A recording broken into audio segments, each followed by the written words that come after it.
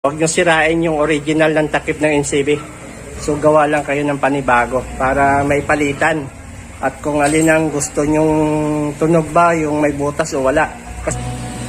So yung mga papsi, no?